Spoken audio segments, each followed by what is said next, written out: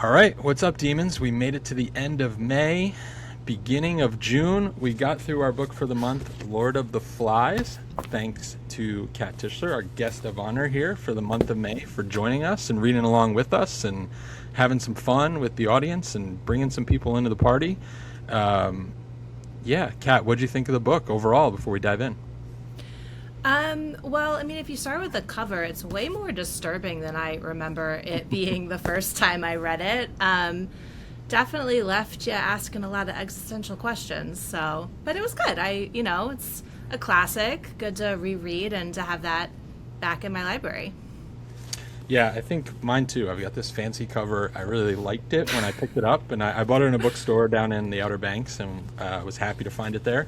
And I remember reading it, I feel like in high school, and it was a very like black and white plain cover. So they've jazzed it up over time. I think hopefully makes it more accessible to some people because I'm a sucker for a cool cover. I don't know about you.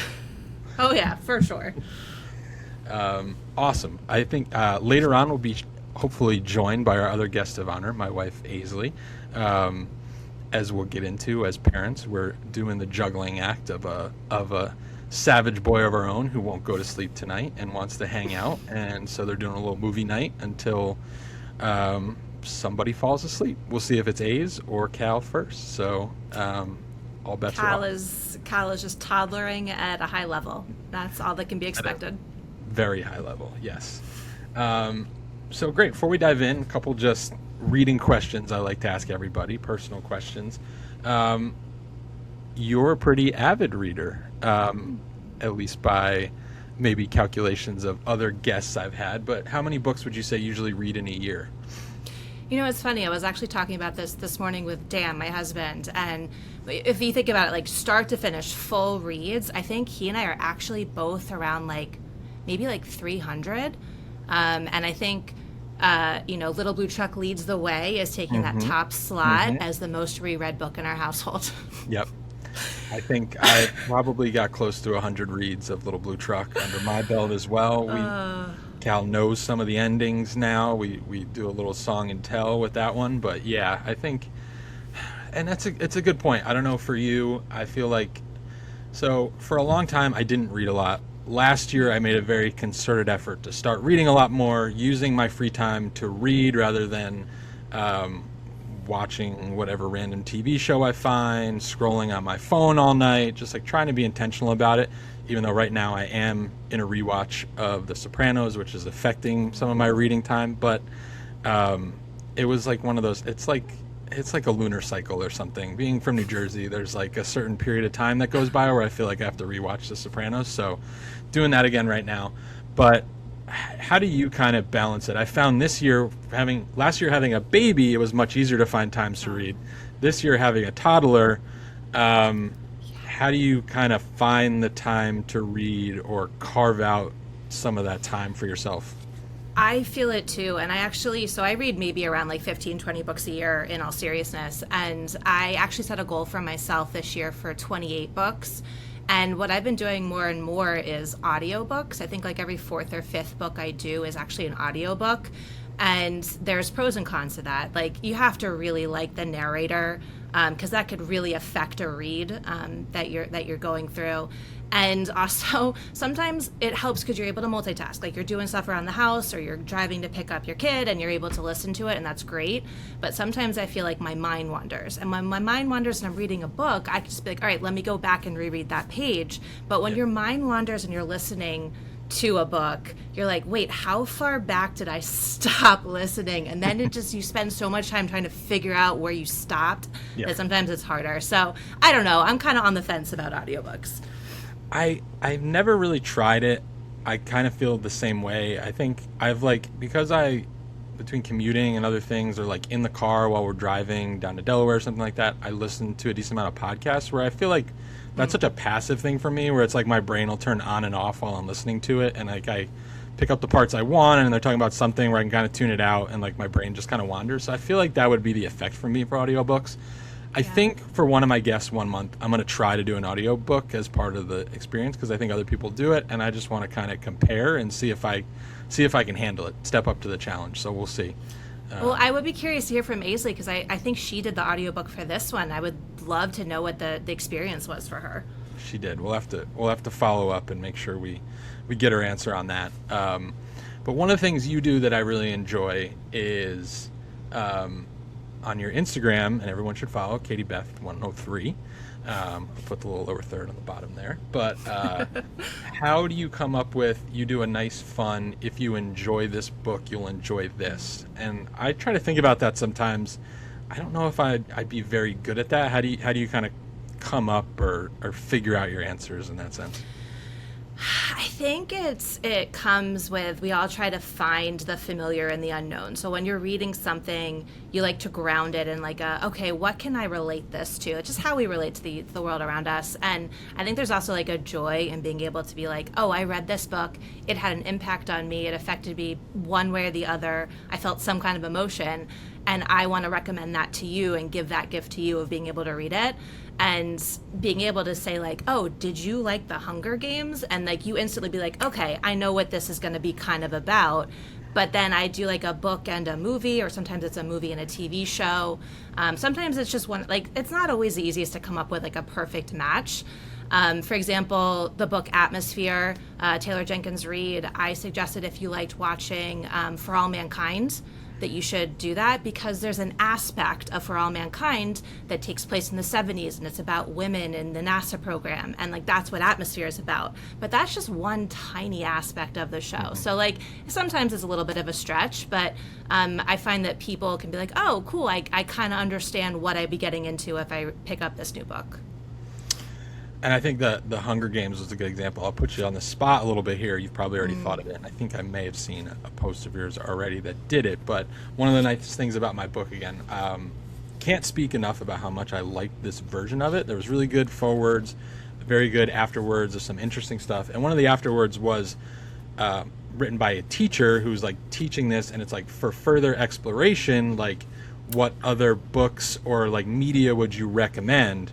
So I'm interested in your choice, some of the ones she recommended, and I actually have a pick of mine that I think is pretty good, but she recommended Hunger Games, You, a book called The Chocolate War I wasn't as familiar with, but I guess is a bit of a classic they referenced, Between the World and Me, and then some more temporary ones were Fruitvale Station, which I thought was interesting, the movie, Ryan Coogler, Michael B. Jordan, and then like Stephen King works, and he actually wrote the foreword of this book too, and what influence this book had on him. So I don't know if you've done it yet, but what would be kind of your like pairing for Lord of the Flies? So it's interesting because a lot of times when I do this, I'm picking up a book that was written in the last, like, call it 5-10 years. So I tend to go back further in time and say, hey, if you read this a while ago, you'll like this now. And so when you pick up a book that was written in the 1950s, you're like, well, I don't know if I can think of something that came out before that. But it's interesting because the ones you're saying, like the show You, Hunger Games, those are more recent. Actually, I think it was like 1 or 2 years out of college, I read a spin-off book that was inspired by Lord of the Flies. It was called Beauty Queens by Libba Bray.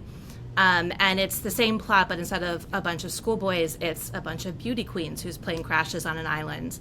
And it's a satire. And it's very satirical. And I think the first time I read it, I was like, kind of bordered on cringe for me. I'm like, this is a little too over the top. Yeah. But I would be interested to revisit it now, maybe with a newfound appreciation for it, and see what it would be like. I think that hit the do not finish list for me the first time around. Okay. But another chance at it. I like the concept. Obviously, a popular genre in itself, which we'll get to later, of just the stuck on an island survival, how do we deal with this, and I think has given us a lot of very fun types of media. For me, I thought of a good pairing with this book, which I really enjoy, not a book but a TV show. I think White Lotus is a really good one. It's not quite stranded on a deserted island, but in ways there's a lot of people who do feel stranded, and there's this I think why we like the show in comparison to kids, and I think I'll get to it later, of our kids, adults, we never really grow out of these habits, and these ultra rich people who give in to their base emotions, even though they're rich, and some people might hold that to an esteem, aren't overdeveloped any more than any other person, and as that show is to do, always ends up in chaos at the end, as Lord of the Flies did as well. So I think for me that was one I thought, like, there's the island tie-in, but I think when you dig a little deeper, there's more comparisons than you think. There is like an unsettling overtone to White Lotus that matches what these boys are going through on the islands, where it's just like a little more disturbing than you want it to be in a tropical setting. Yes. So before we dive into the book itself, a question I've been asking all our guests as a goal of Printed Demons Book Club, breaking down the stigma of particularly boys reading, of reading in general, and I think reading is making quite a comeback right now if you look around, and hopefully it continues to do so, as knowledge is power and it's needed more than ever these days, and just how much is thrown at people from the internet, work, all corners, media, AI, everything. Like, that's the goal, to break down those stigmas and make it cool again. So with you joining this month, what stigma are you looking to break down as part of this book, being part of this book club, or in your life, or just other choices that you're making?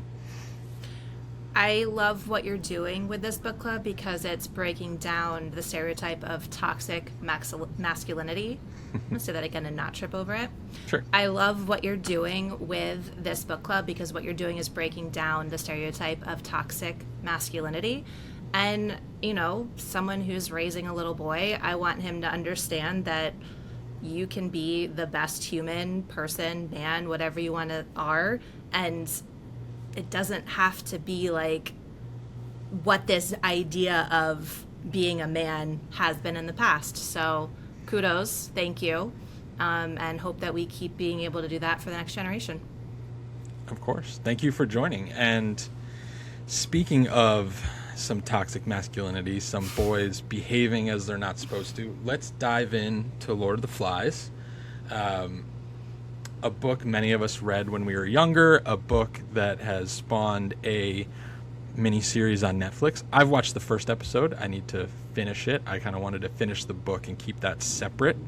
I did the same thing when I did Project Hail Mary. I like to keep the book separate, and then we'll get to either the movie or the mini-series, but did watch the first episode and like the vibe of it so far.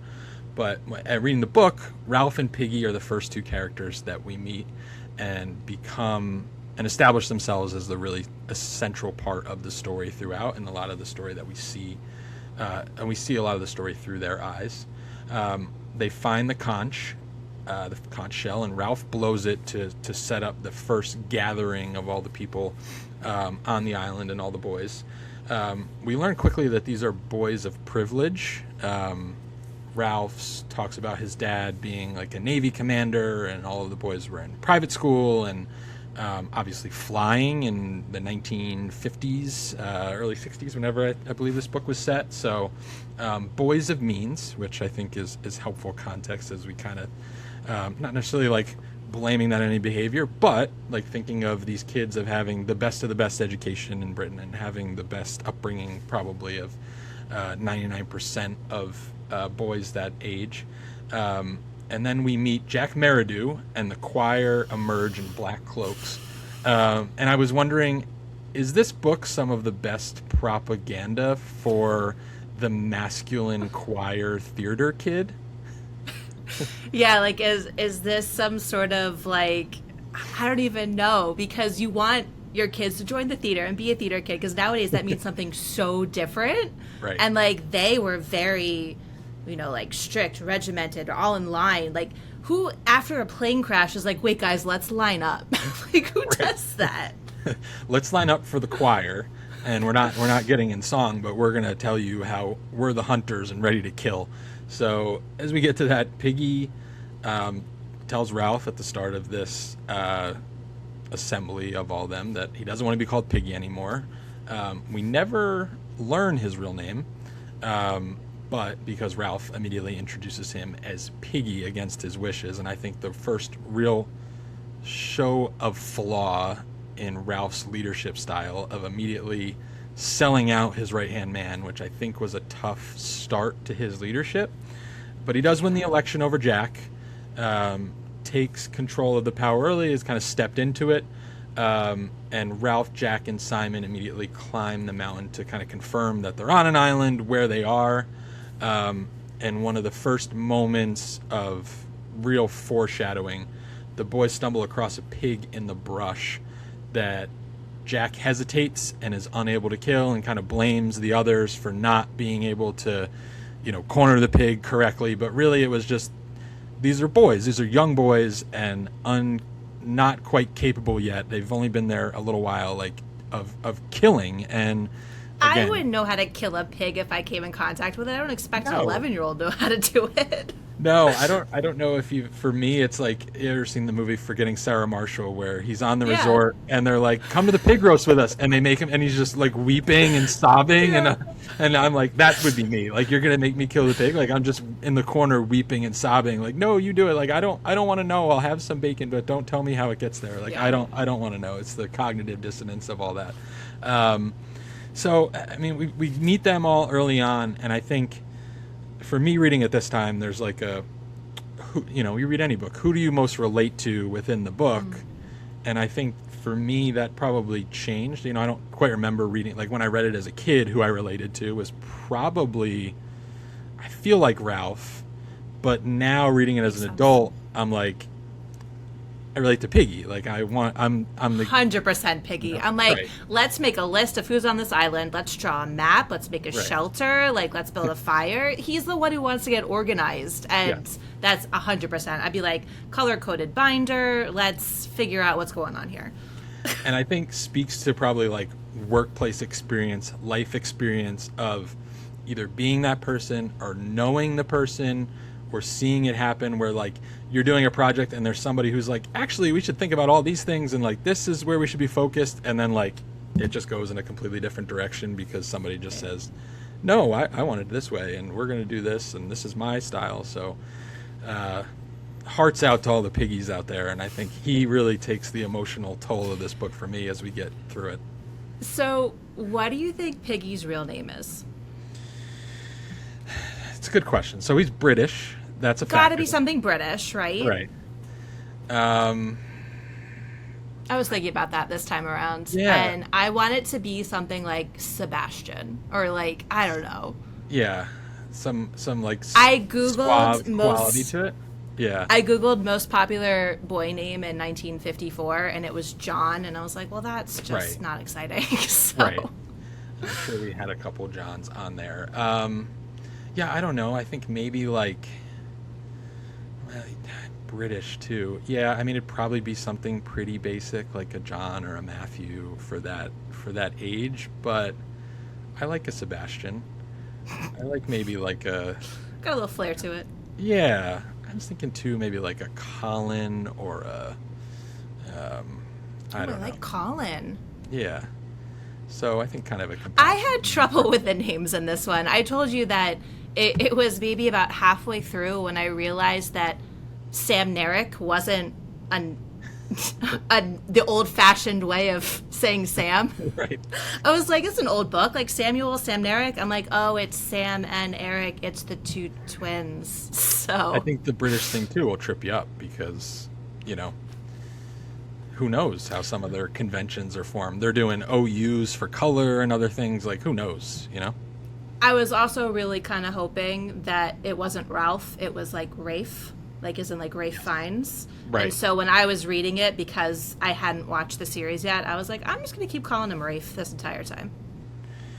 All right, for fun, I found the top 10 names in England and Wales in 1954.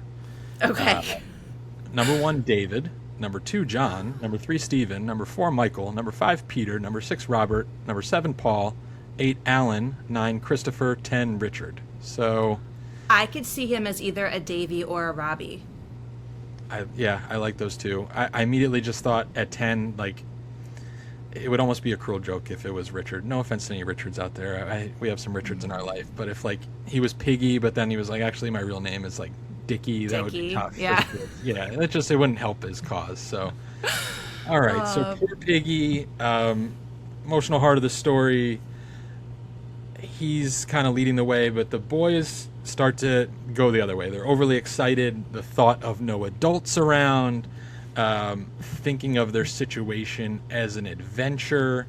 And we get to the smallest boy, who appears around 6 years old, talks about the beasties that he's seen, starts this red scare, this panic on the island, and we see him for a bit, and then we never really see him again. And no one cares. No one like, cares. This No one 6-year-old seems just to- disappears. I don't know, like any theories of like what happened to this boy or what his role was Well, to play before I realized that the beast was more metaphorical, I was like, okay, there's an actual beast on this island, and I thought it was like giant anaconda type of snake just came and swallowed the 6-year-old whole. That was where my first thought went. I mean, it could have happened. We don't know. It could have. I also think that I have a theory that maybe he was imagined by our narrator here of Ralph, like just that he's inherently manifesting all of the fears of the boys, and then we eventually get into them all talking about different beasts that they talk about. I think that like it may have been somewhat imagined by Ralph within what he was doing, and something else led to the conversation. So I actually, because they never talk about him again, never see him again, I kind of think he was almost like an apparition of like he was the ghost of island past or something that showed up and was like, beasties, everybody be scared, and everybody was scared. So I don't know. Whew, I like it. So then we get the boys are able to start a fire with Piggy's glasses. I could never do the stick thing myself. I wasn't a Boy Scout, so glasses I think seemed like maybe the best option. Although that's one of those two where I don't even know if that would work. I mean, I guess, but I don't know. I've never put it to the test. So. I've never tried it. Maybe this. I don't want to start a real fire. Too scared. So a quote that I spotted early on, again, another foreshadowing, we've got to have rules and obey them. After all, we're not savages, we're English, and the English are best at everything. And that is a quote from Jack, obviously, the most unsavage of them all. Jack. I thought, an interesting quote there, and obviously very, very pro-British to what we had. And one thing I should mention, which was I think mentioned in the book around this time, the boys are here because of an atomic bomb being dropped that's just kind of grazed over at the beginning of the story and gives context to why they were on a plane, how it ended up crashing there, and I think gives a lot of context, like for me, of like evaluating their behavior throughout the book. And it's like, well, they were just in the middle of like an atomic war, an atomic bomb going off, like that would, and now they're with no adults, like just the implications of all that are like, there's parts of me that are like, I can't believe they lasted as long as they did without, diving into some of the darker stuff. So pure chaos. So with that said, and Jack saying the English are the best at everything, I was wondering, what are the English actually the best at? I think that the English are the best at naming things.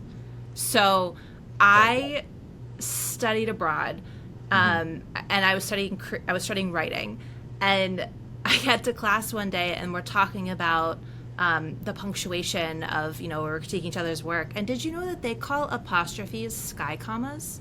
And I was like, is that not the most brilliant thing ever? It's a much better name. And then you go from like that to the other end of the spectrum, where they're also the ones that ran that competition for naming that boat or submarine or whatever it was. Yep. They left it up to the people, Boating and the people chose. Yeah. Exactly. Is that not the best name for a boat? This is a really good point. They are very good at naming things, I think. Yeah.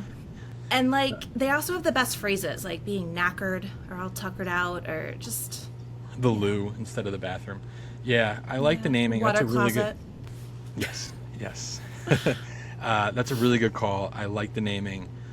For me, the one I thought of was, I feel like they're the best at narrating. Any documentary or movie that has a British narrator, to me, obviously, immediately has more credibility, and I am having a much better time listening to it.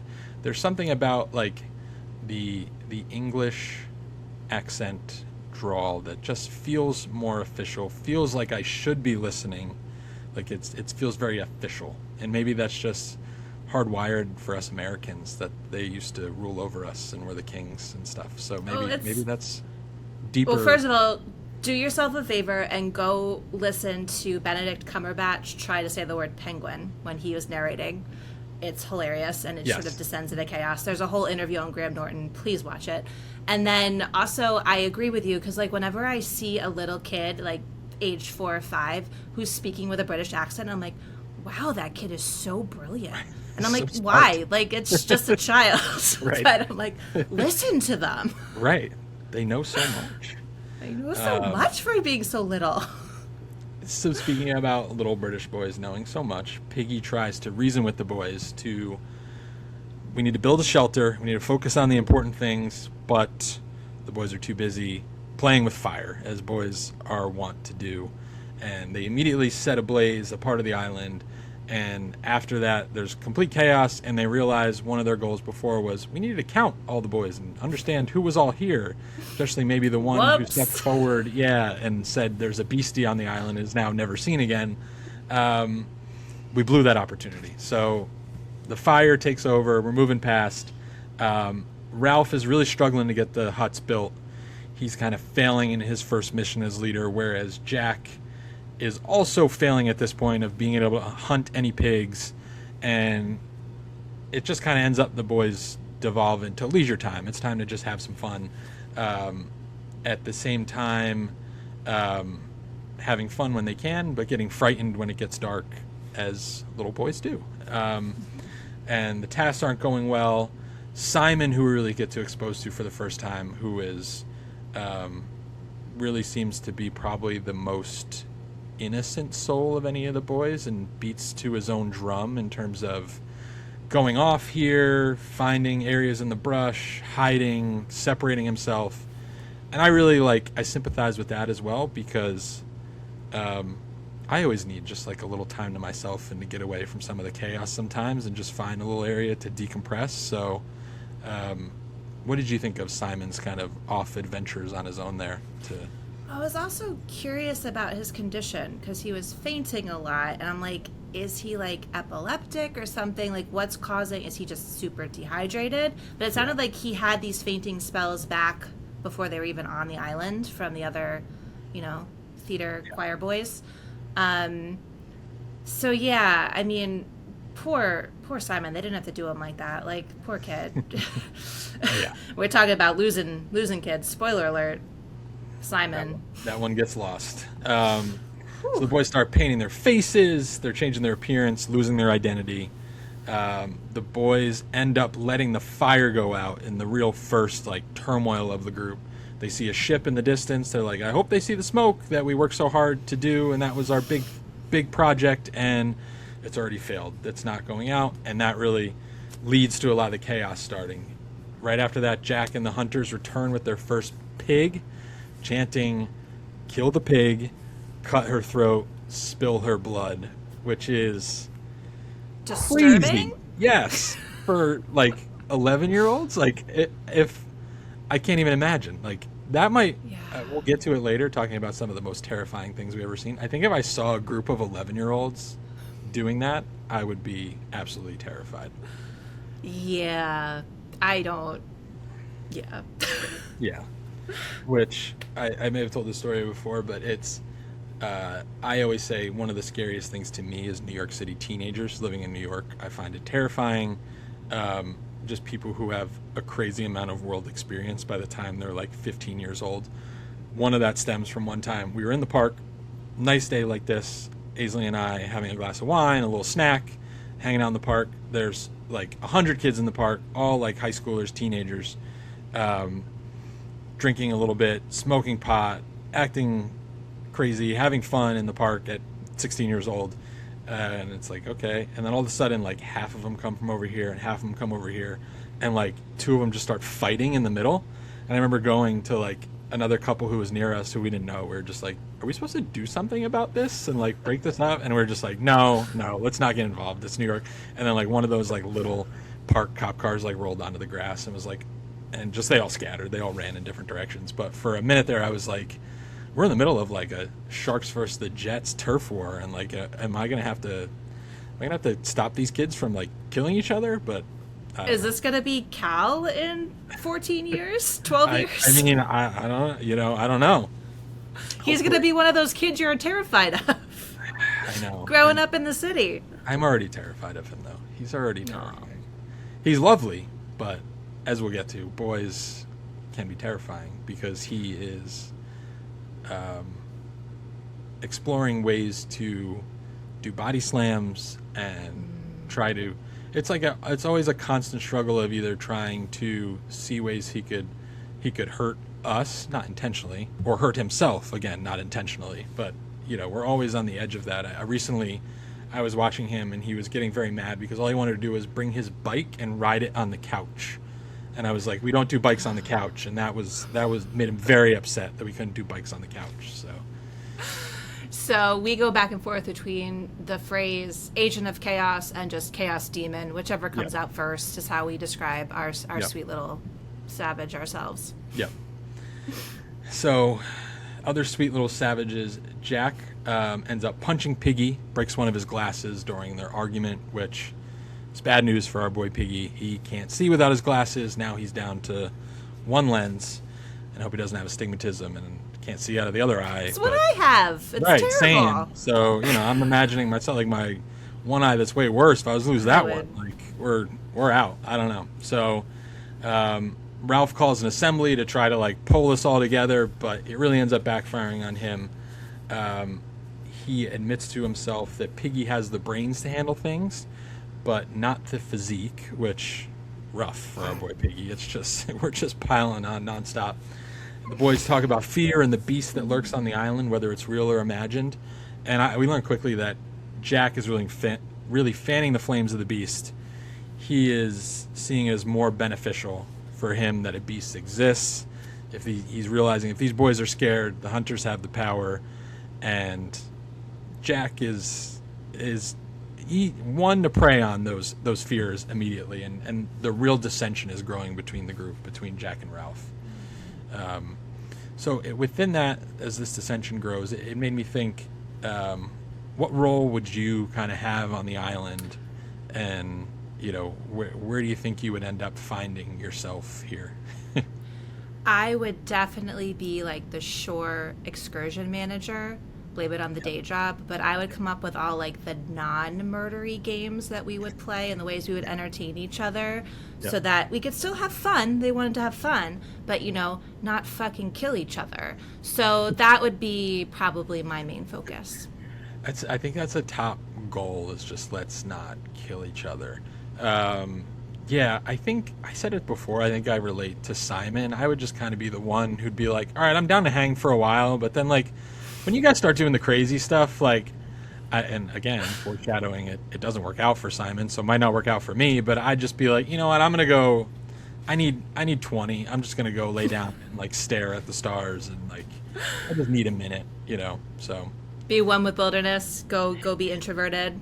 Yeah, I just like sometimes you just need some time. It's exhausting hanging out with all these guys who are trying to kill each other all the time. Yeah, so, or chanting very upsetting things. Yeah, right.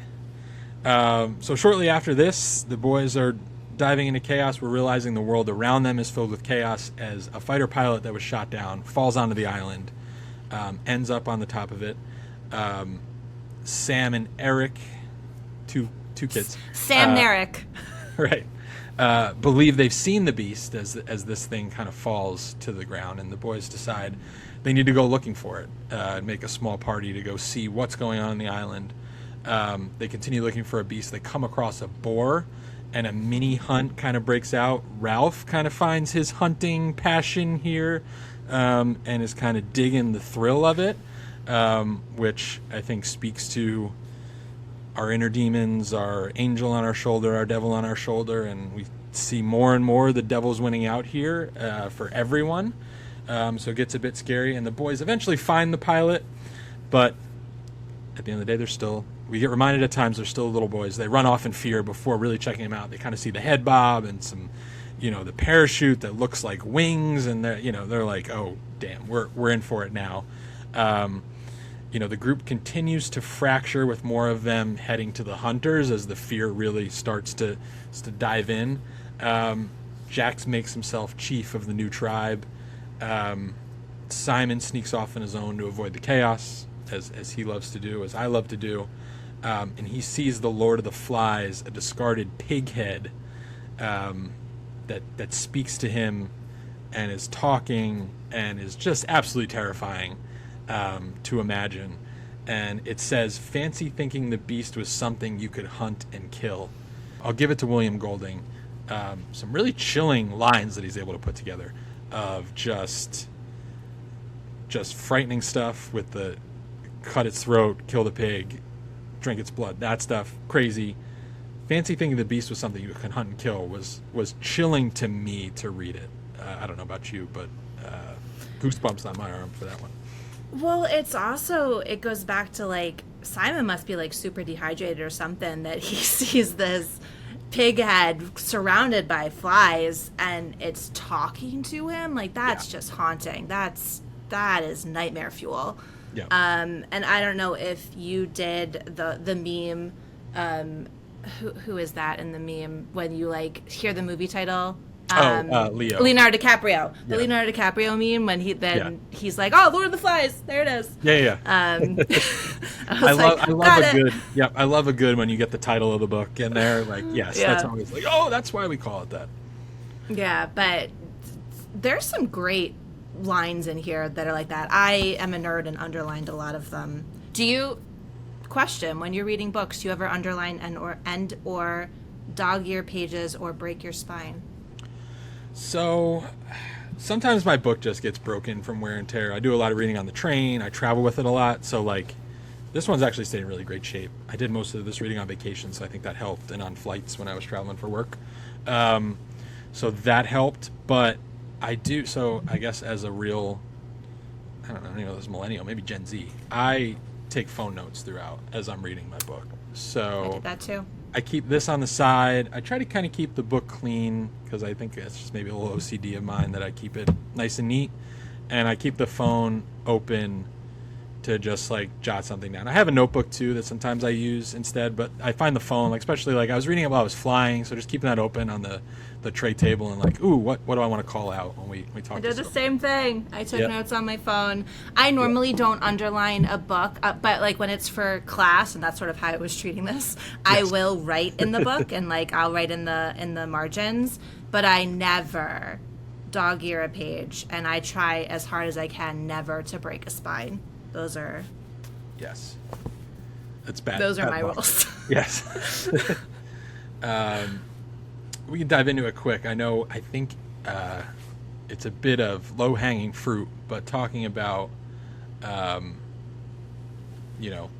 what leader does Ralph remind you of? And what leader does Jack remind you of? Ralph, to me... he's almost like it's just so easy to draw parallels. And anytime you read a book, I think you're like probably reading this book 20 years ago, there would have been obvious like answers to the same question, but now it's like, to me, it's like almost so obvious. It's like Ralph almost reminds me of like some of these like I listen to a podcast, they call them My Democrats, where it's just like there's like some good intentions, but it's like you need to do more. You need to show me more here. I need more out of you right now. Like the moment is calling for more. There's times where I like see it in you that I know you can do it, but then like the moment itself comes and it's like, oh no, you're more into the hunting like that. You actually like that a little bit more. You relate to that a little bit more rather than like maybe we should build some cool stuff and like give some people some stuff that they need, and then maybe that'll make them happier. So that was a bit to me. For Jack, I mean, it's obvious. We talked offline before this about this before, but it's like we have a 12-year-old boy might be generous as a president, so like that is like the obvious one. But I talked about this in my media reactions to the book, where it's so obvious what his political skill is. I even hate saying his name because even like when you say it on social clips, like it deflates. You don't have to. We all know who you're talking about. Right. It's it's the same thing talking about the Beast, the Lord of the Flies. You don't need to say it. We all know. Yeah. But it's like he's so good in a bad way at othering and making people fear and preying on that fear, and literally an entire campaign of just, here are the things that you should fear, and that's why I should be in charge, because I'm the only one who can protect you from the stuff that you fear, when really that I've made up. That I am the one who've organized this fear. So, and I think we see in this book as like, it's something to deal with. It's like, how innate is that sense of like, when I'm backed into a corner, I need to find something else to back into a corner. And I don't think that's quite human nature, but it is mob mentality. And when you let someone like Jack or our very sleepy, senile infant president be in charge as well, that's some of the results that you end up with, right? Yes. Yes, period. Like, yes, period. Agree with everything that you just said. So there is our political commentary, and obviously Lord of the Flies is political commentary in itself. It's so much. That was my other media reaction. So much of what it is, I think, reveals like, yes, these are kids, but we don't change. We like, our base instincts stay the same throughout our lives and can be manipulated or fall into those traps. And I view it now, and I think I viewed it as the time as a kid, and I think that's why it's read so much in schools. And now reading it now as a parent is a different experience, but it serves as a warning, right? It's like, if you let this stuff win out, this is what's going to happen. So it's like, how do we think about listening to the piggies in our life, or, you know, doing more of that'll get us to the result that we want. So yeah, and like I said, it leaves you with those existential questions of, what would I have done if I were in this situation? If I were a kid with a bunch of other kids? What would I have done if I were an adult with a bunch of other adults? Would the outcome have been any different? I think the point that this book is making is it wouldn't have, because kids are supposed to be the most, you know, best versions of adults. They're the pure, they're the innocent, they're the untainted ones, and look what happened. So I think it's just showing inherently what happens when a body is left ungoverned. It you know, it's not great. Yeah. No, it's not. And I think yes, and I think, again, I'll get to it, what was the most maddening part of this book to me. But I think reminds us of, like, yes, as bad as it is here, it's also an atomic war going on outside this world. Like, the adults aren't doing any better, and actually way worse on a larger scale. So, like, it's a reminder, I think, hanging over this book, like, it doesn't get better. If anything, it gets worse. We're nearing the end of the book here. Stuff's starting to get real for the boys. And Simon travels to find the beast, goes off on his own, as he likes to do, and realizes it's just a parachuter who died, and goes to tell the others. As Ralph is turned away trying to regain control after the feast, as these boys have killed the pig and go into town, to me it was like the movie Heavyweights, when they finally get that big feast for themselves at camp, is what it reminded me of, but much darker. Simon stumbles out of the woods and straight into the boys as they're in this frenzy of like a football tackle game that they're doing, mock warfare, and doesn't go well. The boys are in a frenzy, painted faces, blood dripping down from eating the meat, and they attack Simon, claw at him, and it's almost like unclear at first, but you realize quickly that they have killed Simon. Just literally ripped him to shreds. And like this started with Roger. Roger was the gateway captor that led to literally murdering with their bare hands Simon. They're like, oh, we were just playing. And like, Roger was terrified. And then he became one of the boys who then murdered Simon. So that sucks. It sucks. He sucks. That sucked.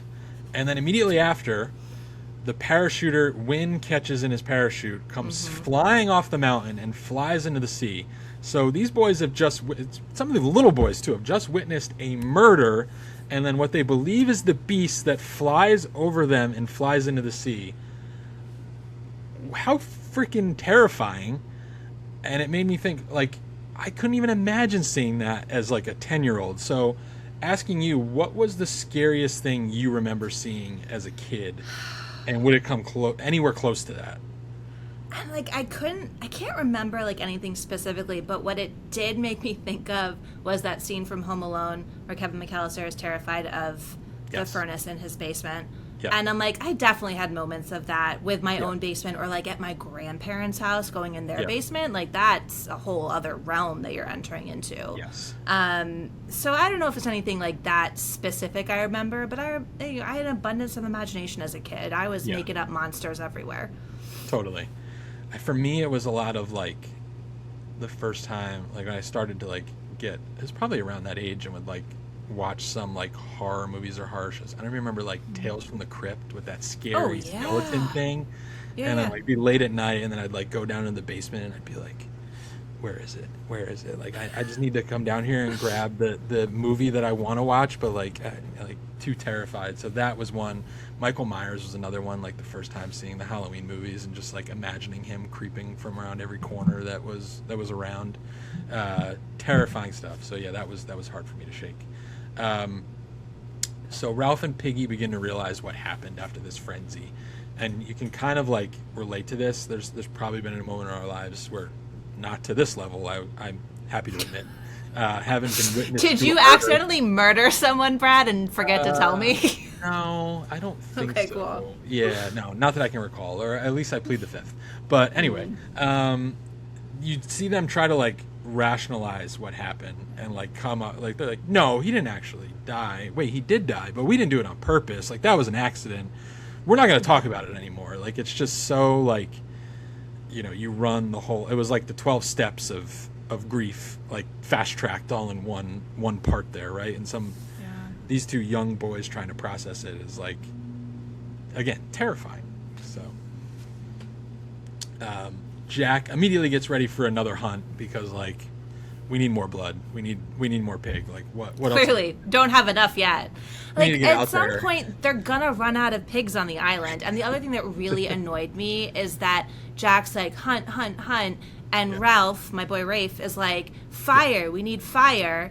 Yeah. But the point is like once you hunt the pig, you gotta have a fire in order to cook it. So Jack Right. also needs the fire. So I'm like, Jack, where is your head at? Like you also need the fire, man. So I don't know. One track mind. You just what's ever right in front of you. But I think it's not going well. It's getting worse and worse. Again, I also like your conservationist argument of we're going to run out of pigs at some point. That's very solid. There's not that many pigs on the island. It's not that big of an island, as we see throughout. They're able to run across the entire thing. And they seem to be hunting at a decent clip. It's like a pig a day at this point. So Right. Obviously, Jack's not one for long range planning, and we've dissected his leadership style. they burned all the fruit already. Then they set the island ablaze. So Right. So he admits they didn't kill the beast the night before. So again, breaking down this myth, we need the beast. The beast is out there. And as these boys go to bed, once again terrified, his group ends up ambushing Ralph and Piggy's group. The Huts go in there and they steal Piggy's glasses to make fire. So again, to your point, they're short-sighted, but they just go in there and take whatever they want. Take the pigs, take the fire, until eventually they're going to run out of it. Because also, like, I'm also kind of shocked the glasses lasted this long to this point anyway. Like, kind of an upset there that they just made it this far. So,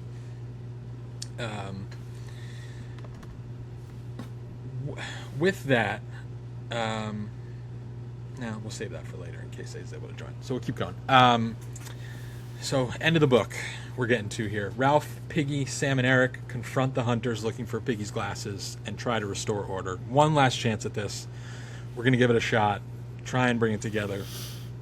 And it just ends up Ralph and Jack engaging in this climactic battle, as any good book about some kids on a deserted island comes to. We have this big battle between them. Piggy steps in, hoping to talk some sense into everyone, and he's met with a fate that seems as a warning throughout the book.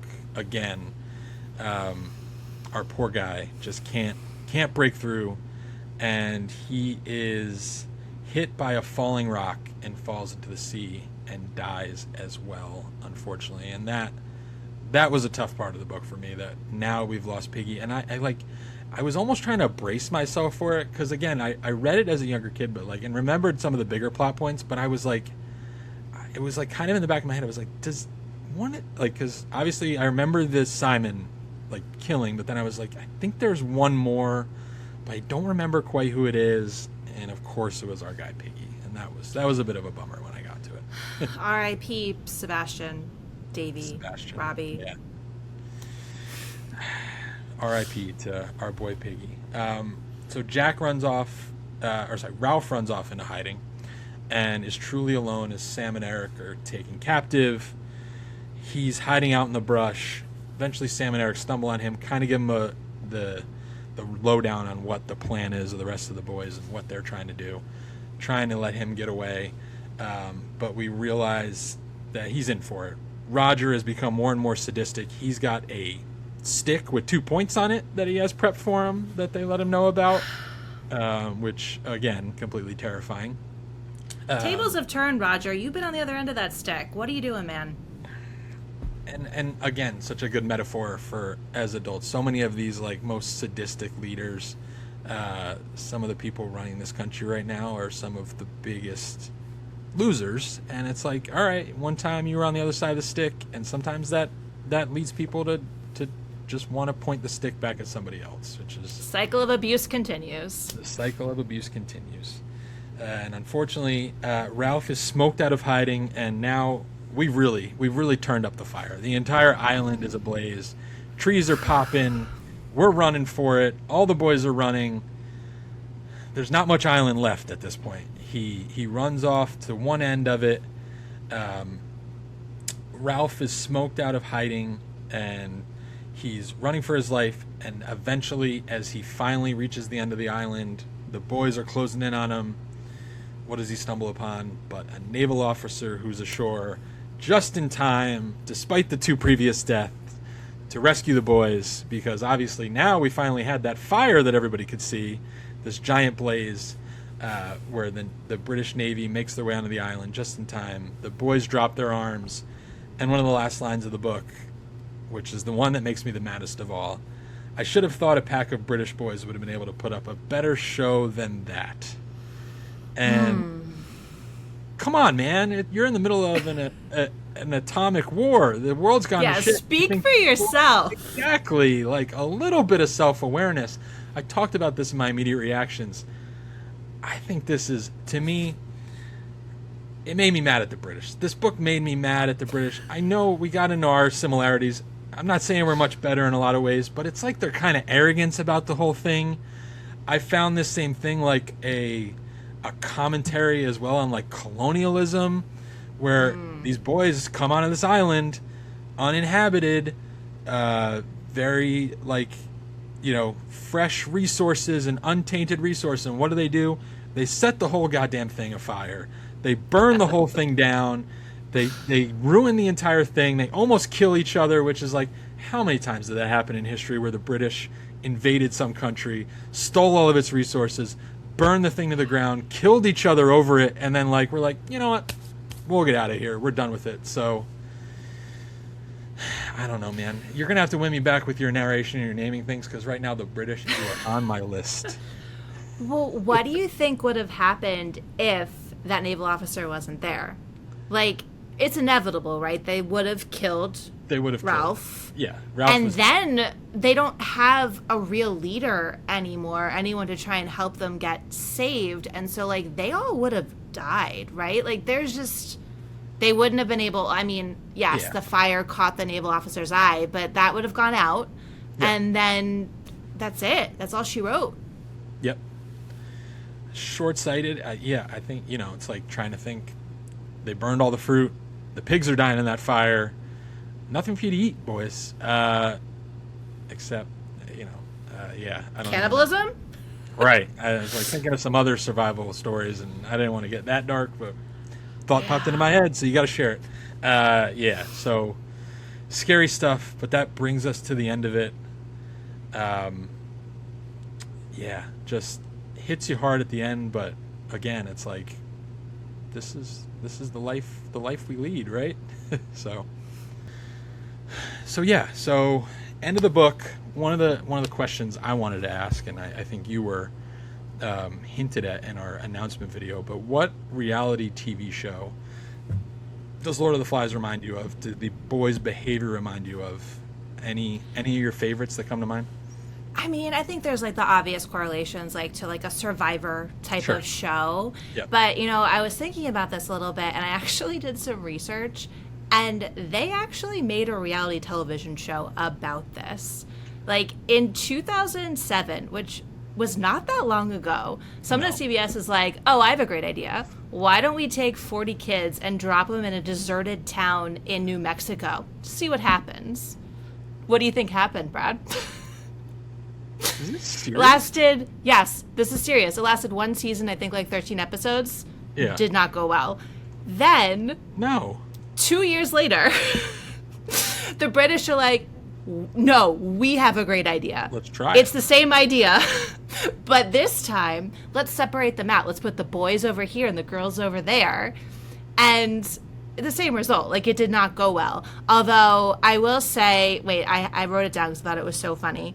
The boys' house quickly descended into chaos. The boys struggled to feed themselves properly, trashed the house, split into rival factions, and engaged in escalating pranks that led to aggressive arguments.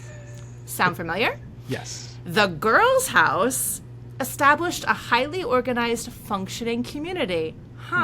The girls pooled their resources, delegated cooking and cleaning duties via a chores list, and organized entertainment like fashion shows. So, like, I'm just gonna say it. Who run the world? Girls. Girls. Yeah. Come on, printed demons. Let's try and improve that, but it's so right. Like we can't help ourselves. And So those shows were, go back and look, it was Kid Nation Yeah, I in looked them up. 2007, Yep. and then Boys and Girls Alone in 2009. Like, what are we doing? I'm just trying to think of like also a simpler era of TV, right? But like I'm just trying to think of like who's signing the waiver to have their kids on Kid Nation, an abandoned Bonanza City ghost town. Like what? I don't know. I read that. I'm like, this can't be real. Like, I did more research to make sure my sources were legit for this. I'm like, there's no way this is real. Like, this is AI slap. Someone made this up. Like, this is not Right. real. Right. This is like it's almost like a Saturday Night Live sketch of like look, we Right. 40 kids. Yeah, crazy. That's wild. I might have to watch an episode of that. Just Right? Like, I'm like morbidly curious about Right. these shows now. I know. Wow. Yeah, I was trying to think of one that I would really compare it to. I mean, again, there's some of the obvious ones and like stuff that like, you know, Survivor, Big Brother, all that type of stuff. You know, but for me as a Jersey boy, you know, this was the only one I ever watched, but The Real Housewives of New Jersey, or, you know, like just, you know, the family's getting into cliques. We're fighting each other. We're flipping tables. We're battling for power. You know, it's all about status, protecting ourselves, and making something happen. So, as you know, as we get older, it doesn't change. We're just going to bring the chaos no matter what. So, you know, It made me think of, oh shoot, I'm going to forget the name of the movie. Oh, it made me think of the movie Camp Nowhere. And I don't know if you've ever seen like those flip trailers. My light. Sorry. Stand by. oh, Camp Nowhere. That's the Christopher Lloyd one. Yep. So those trailers where they take like The Shining and they recut it to be a rom-com. Yes. Well, like do the opposite. Take Camp Nowhere and recut it to be a horror film, and I feel like that's Lord of the Flies. Yeah. I like that. Yes. Yeah, that's a good one from being a kid. And yeah, I think like Heavyweights is another one like that where the Yeah. boys take over and take control of their summer camp and take everything back. So yeah, there's a lot of parallels, and just, you know, as we've covered, we don't get better. We fall back into the same traps, and when those cameras start rolling, it almost brings out something that you feel as like a, your base instincts. So speaking of, just base instincts and what we dealt with throughout this book, I got another fun game for us. I'm excited about this one. It's called Fair Boy or Fuck Boy, and I think it's going to be a lot of fun. At the beginning of the book, it stuck out to me. Ralph is described as a fair boy, and I think a lot of that had to do with his complexion and the way he looked, but I think was intentional too, of like, we're supposed to think of Ralph as the fair boy. So, would he be, as we explore through the book, is he really a fair boy? Is he an F boy? So we'll go through it and see what you think. So I'm going to give you some names. You tell me whether you think fair boy or fuck boy. Simple game. I'm nervous. What if I don't know who these people are? Am I allowed to Google them? Yeah, you can Google them, but I think based on the list I have, I think you'll know everybody. So you have you have high hopes for me. Here we go. I have high hopes. So we'll start with some of the characters of the book. Okay. Ralph, is he actually a fair boy, or is he a fuck boy? I'm going to say he's a fair boy. I think that he struggled with it, but in the end, he still was fighting for what was right. And also, let's cut him some slack. He was like 12, so he was trying his best. And I feel like he had a lot of the insight. Like he saw, a lot of what was happening there. But I think he just had his limitations that he needed to lean on. He needed to lean on Piggy a little bit more. And as we bring him up, this is an easy answer. Piggy. Fair boy. Oh, fair boy. Piggy, the fairest of them all. The fairest of them all, our guy Piggy. Next, Jack. Fair boy or F boy. He is gaslighting. He is Yeah. It's tough to call a 12-year-old a fuckboy, but but I'm gonna. So. Right. So, sorry, Jack. You didn't. Sorry, you didn't Jack. Not sorry. Here's a guy who I think has dealt with it on both ends of the spectrums lately, but Timothy Chalamet, fair boy. Oh, all right. Well, his recent scandal of just dissing on opera and ballet. I don't know. I'm gonna go F boy. Yeah. Unpopular opinion, controversial maybe, but I don't know. I think he'd be an interesting one to me if you polled everybody, if he'd be like almost an even 50-50 split. Right now, it's it's Knicks time here in the city. He's a big Knicks fan. I'll support him. Okay. I'll give him fair boy status right now, just because we're all on the same team right now. This one I don't know if you watch, but he's in the news a lot lately. West from Summer House.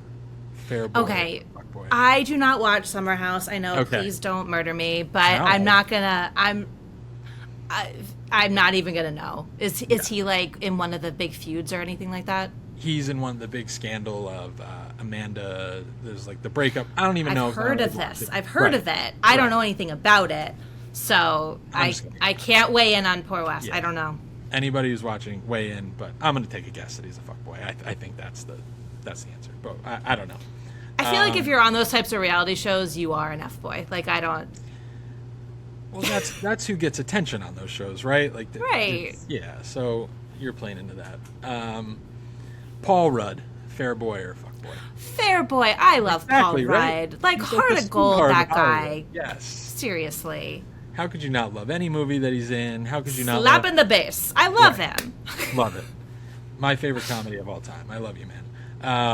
And just like every talk show appearance he does, he's just so endearing. He also doesn't age. He looks the same as he did when he was in Clueless. Like, what is that? Like, fascinating. So fair skin too. Like, just doesn't age. Incredible. Teach me your skin routine, Paul, please. Yeah. First name basis, he and I.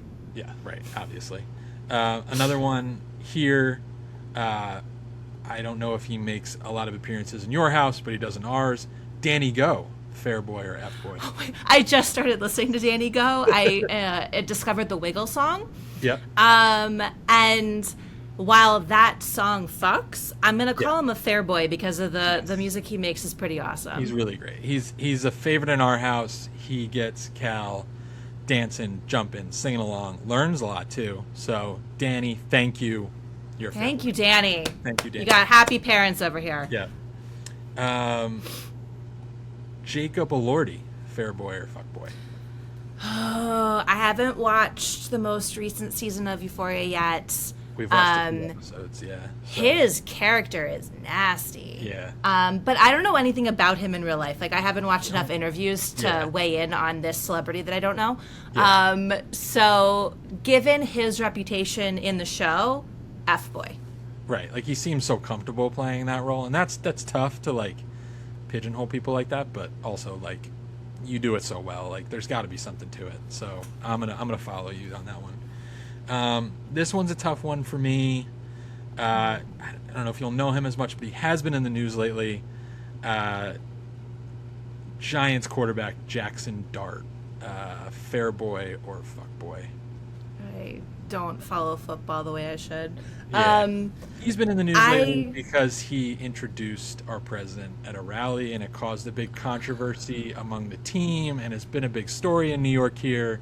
So that's why we're getting a lot of it. I'm a Giants fan as well. So also, even before this whole controversy, he's a bit of an F-boy. He went to Ole Miss. He's like a sunshine quarterback. A bit of like, he's always diving with his head and stuff. He needs to be smarter, make better decisions. Diving with his head. Stop being an F-boy. Make safer tackles. Yes. Or he's a quarterback. He's not making tackles. Make safer plays. Yes. Two more. Second to last, Jeff Bezos. Fair boy. Oh, F-boy. Yeah, I mean, Amazon's the devil. I Amazon's still the use it, devil. sadly. There's times when I need it, but, like, I wish I could just fully do away with that. We're pretty close. I'm a big advocate for never using it, but as parents, there's certain times where you need something immediately, and it sucks that you have to go to that. Sometimes we're able to do without it most of the time, but yeah, he's the worst. His most recent interview was terrible. I don't know, man. Just stop being an F-boy. You got a lot of money. It's just cool. Just hang out. Hang on your yacht. What if you did something good with your life? Like, just Yeah. try it. See what happens. Yeah, or just like leave everybody alone. Just like, I don't know what people who get rich just think. I guess that's part of it. They think they know everything. You need to tell us. Just shut up. Just like, I respect the rich people that just live their lives and don't interfere with anybody. Just enjoy your money. Just, if you're gonna be rich, just enjoy it. All right, that brings me to our last one. A favorite of ours, but I don't know. We'll see what your answer is. Elmo, fair boy or Aww. Okay, but he is getting a lot of heat right now for his tweet. Was it a tweet where he's like, I Yeah. hope both teams have Right, fun. which is that's And why I Knicks brought it fans up. are unhappy. Yeah. But he's a fair boy. I love Elmo. Elmo is a fair boy. I brought him up because of the current social media controversy that he's found himself in, which, like, Elmo Yeah. being in a social media controversy is just too perfect. But it's been fantastic. I think I might have to add some of the tweets on here, but just seeing some New Yorkers just chime in where he's like, I hope both teams have fun. And they're like, Elmo, you are from this city. Pick a side. This is Don't war. forget your roots. Right. These streets aren't Sesame. Like, these tweets Right. are awesome. It's fantastic. I love everything about it. Elmo put together a follow up today. People still weren't happy. Like he still didn't quite pick a side. So Elmo, you found yourself in the crosshairs right now. I think you're a fair boy to me, but you need to be careful right now. I think walk the tightrope, Elmo. It's going to be tough. Maybe some of the creepy Times Square Elmos should be on notice right now because New Yorkers are angry at you. So, Talk about terrifying, those things. yeah. Whew. So, all right, winding down here. One more fun game. I think this will be a lot of fun, too. We're going to blind rank different movie or literary survivors you'd want on a deserted island with you. So not necessarily like, these might not have to be like the best,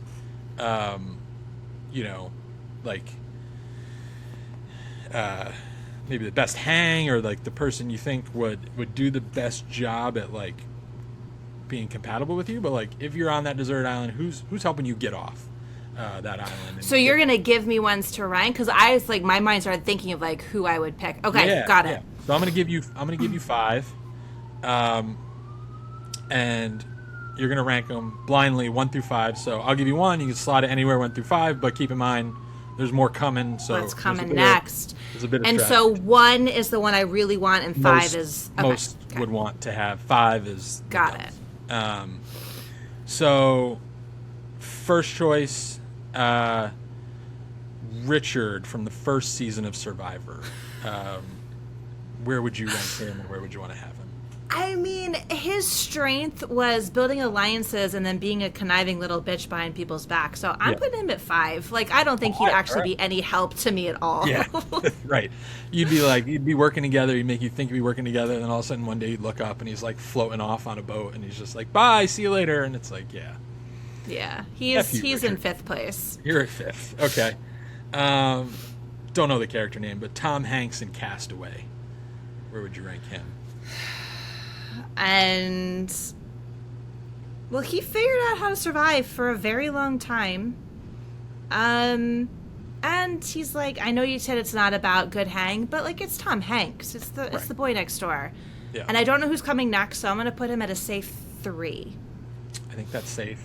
Also, like, is he bringing the volleyball? That might get annoying if Wilson's along for the ride too. I don't know. I don't know if I could deal with all that, but Tom Hanks at 3. All right. The next one I'm giving you from the movie Alive, the show Society of the Snow, the entire Uruguayan rugby team that got stranded in the Andes Mountains and ended up cannibalizing themselves, but surviving, a lot of them, a really long time in the winter up in the Andes. So the entire Uruguayan rugby team, where do you rank them? That's kind of scary. I don't know if I want all of that. Also, a lot of them are being cannibals too. So. Right? Can I? Okay, 4. Like, yeah. I don't want them toward the top. Yep. All right. I think 4 is a good choice. Yeah, that's tough. The next one, I'm gonna make it a combo here. I just had one written down, but I also think we need a little more female representation here.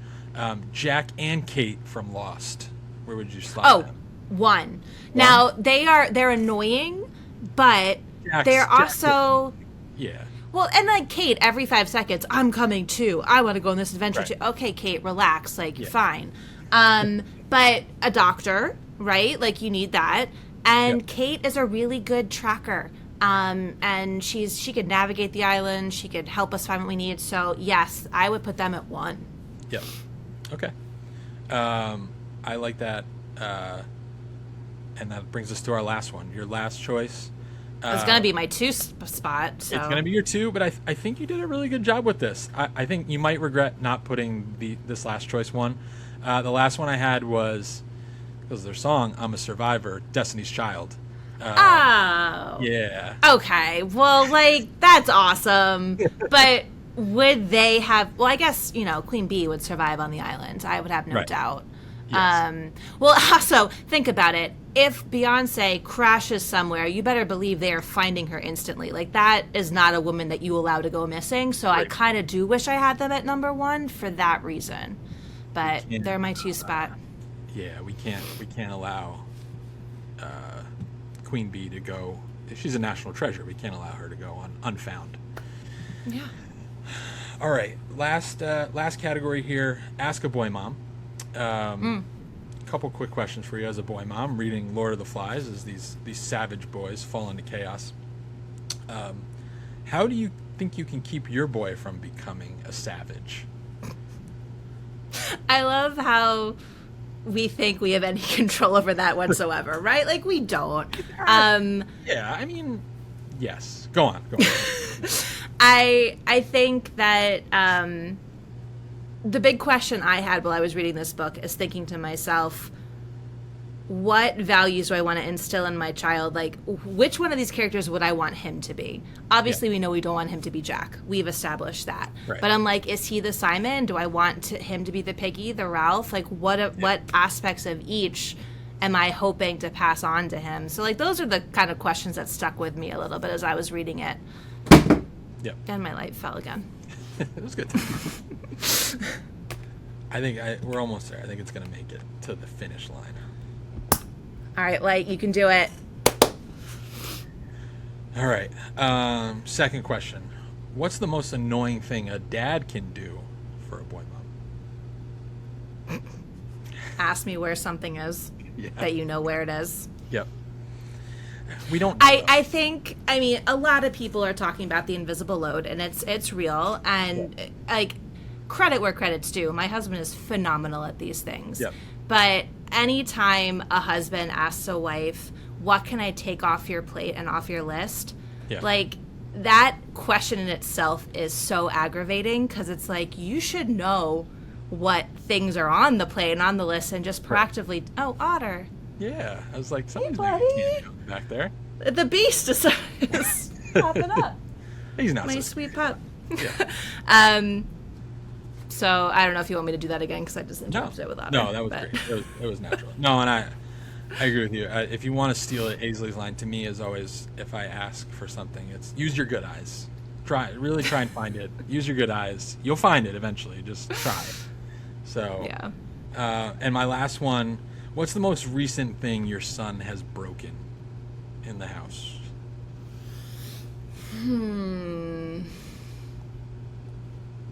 Trying to think. I can say for us, I mean, it's always something. It's always it's a combo for us of like, Cal likes to throw things to Zeus. So literally just before we got on here, I think they're okay, but like a pair of sunglasses we had, like Cal grabbed them off the table, threw them to Zeus, who then started chewing on them. So they're like a tag team. Hopefully I'll do a better job, but like, yeah, they're like a tag team of just destruction, where it's like, hey, Zeus, take this, and you break it. Or like, I'll try and grab it back from you, and then it'll break. So that's always happening in our house. I can't remember the last thing he broke, but I do know that he's at that stage of being a toddler where he's running around like crazy. And like, I'm starting to make him dinner, and he comes over, he starts playing with the oven, he's like turning on the gas. I'm like, nope. And like, you go back to do two things, and then he's over here and he's pulling the blind and the curtain off the wall, and I'm like, nope. And I'm like, I haven't been able to do something for more than 10 seconds at a time without having to remove him from like climbing a piece of furniture and trying to dive bomb yeet himself off of it. So it's not necessarily that he's breaking things, but I'm afraid he's gonna break himself. So just like, I start to understand why people put leashes on kids. I probably never will, but I get it. I get it. I get it as well. My brother, I mean, my mom also, like, we had twin boys, 5 years younger than me, twins, and my one brother was a legit savage. Yeah, he was nuts. She tried the leash once for like a day. She was like, I'm gonna try it. That was the only time. But like, I totally get it. No, he was a kid who was like Cal and Zach's age, and was like climbing. You'd find him on like the top of the bookshelf. Like, he would just like climb everything and like put himself in danger all the time. So I also get it. So I know the last thing that Zach broke. He does this. I think I've reordered sippy cups every 2 or 3 months, because he's like, I'm done, and he's like sitting in his high chair, he throws it. Not only does the lid pop off, but it cracks in the bottom, so you go to pick it up and the milk goes everywhere. And so he's cracked the bottom of his sippy cups. I'm going through one every 2 or 3 months. I have to buy another one to replace. I mean, we have more than one in the house, but going through them pretty quickly. Right. We're running through them. Yeah. Faster than you should with sippy cups. Sure. All right. We've made it to the end of the road here. We've had a lot of fun. Broke down the book. Played some fun games. It's been an awesome time. I leave with one last question. What lesson from this book will stay with you the longest? I think it's one a lot of us have read a couple times throughout our lives, if you've read along with us this time. But now, especially as an adult, what'll stick with you the longest from reading this? Lord of the Flies, once again. I mean, I think it's something we touched on already, but a group of people left unchecked, it is not going to end well. And so even if you find yourself in an uncivilized place, remembering what makes us a society and what makes us human is, what's going to keep us civilized and a society and human. Yeah, I know. And I'll try and strike a more hopeful chord with the finish here, but I think we're not great at this, I don't think, as a society or always as a people, but let's learn from the past. Let's learn from our mistakes. Let's learn from this. I think this book, we talked about why it's taught at a young age. It's a warning. It's a lesson of how to, I think one is, as we're dealing with right now with our son, how to manage your emotions, how to create good and create community and not give in to our most basic instincts at times, as appealing as that may be. So let Lord of the Flies be a lesson to us all. Let's try to come together, not outcast anybody, not want to taste the blood of pigs and never be able to shake that feeling ever again, and just take care of each other. So with that, Kat, I appreciate you reading Lord of the Flies, breaking it all down. This was a lot of fun. Thanks for joining, and happy reading, everybody. Thank you, Demons, for listening along. So that's it for May. Thanks a lot, Kat.